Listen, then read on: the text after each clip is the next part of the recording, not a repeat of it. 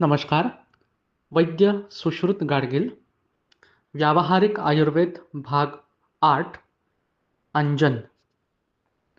कल हमने देखा था कि सुबह उठने के बाद दंत धावन, फिर आपके नेत्र जो हैं उनको धोकर देवता जो हैं उनको नमन करके आगे की जो शुरुआत है वो दिन की करनी है।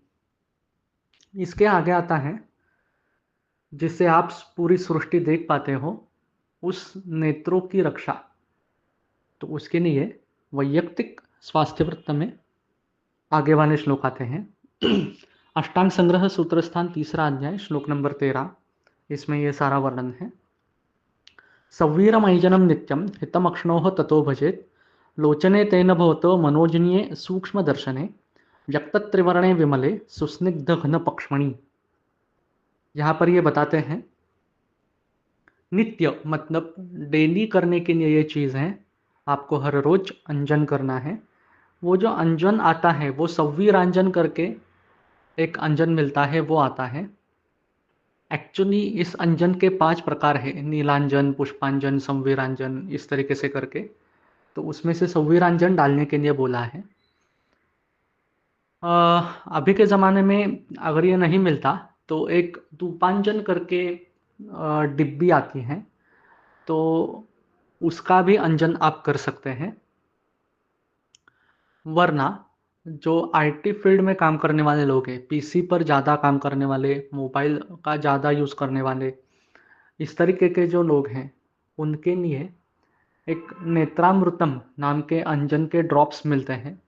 तो ये लोग ये ड्रॉप्स ड्रॉप्स जो है वो 2-2 बूंद दिन में 3 बार ऐसे भी डाल सकते हैं। खाली ये ड्रॉप्स डालने से पहले एक सलाह है कि आपके नज़दीक के जो कोई वैद्य हैं, आयुर्वेदिक प्रैक्टिस जो करते हैं, उनसे एक बार सलाह लेकर फिर ये ड्रॉप्स डालना चालू कीजिए। ये ड्रॉप्स फॉर प्रिवेंशन पर्पज़ के लिए डालने हैं। जो रूक्ष तेज हैं, जो पीसी से निकलती हैं या मोबाइल स्क्रीन से निकलती हैं या लैपटॉप पर काम करते हुए उससे निकलती हैं, उसका डायरेक्ट असर आपके आँखों पर पड़ता है। और फिर ड्राई आई सिंड्रोम ऐसा एक एलोपैथी में निदान होता है। आपकी आँखें शुष्क रूक्ष बन जाती हैं, जिसको स्नेह की अपेक्षा है, जिसको घी की अपेक्षा है। तो ये अपेक्षा ये ड्रॉप्स जो है वो पूरी करते हैं। तो इसके लिए ये एक काम करना है। दूसरा तूफानजन डायरेक्ट उसमें घी है, जो मैंने पहले बताया, तो वो भी आप डाल सकते हैं। अब अंजन कैसे करना है? तो एक तो आप अपने अंगुली से कर सकते हैं। जैसे कई लोगों में सुरमा लगाना ये ट्रेडिशन था और अभी भी कई लोग करते हैं।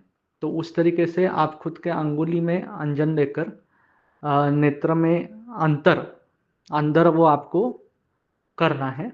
तो उस तरीके से एक अंजन कर सकते हैं। वरना अंजन करने के लिए एक शलाका भी मिलती है। शलाका मतलब एक 10 सेंटीमीटर तक लंबी ऐसी कांच की एकदम बारीक नली, या ये ग्रंथों में धातु की भी वर्णन की गई है, सुवर्ण धातु की, रौप्य धातु की। तो इस तरीके से नली लेकर वो घी में या जिसका आप अंजन करना चाहते हैं, इसमें संवीरांजन बताया है, या प्लेन घी भी आप लगा सकते हैं। तो उसमें डुबोकर वो शलाका जो है वो नेत्र में आपको घुमानी है। तो नीचे से अंजन करना है। अंजन करने के बाद आंखें बंद करके आपको अंदर ही अंदर आंखें ऊपर नीचे दाईं और बाएं तरफ घुमानी है। तो इससे अंजन पूरी आंखों में फैल जाता है। अंजन करने के बाद कई लोग ऐसा फील करते हैं कि जलन होती है, पानी आता है।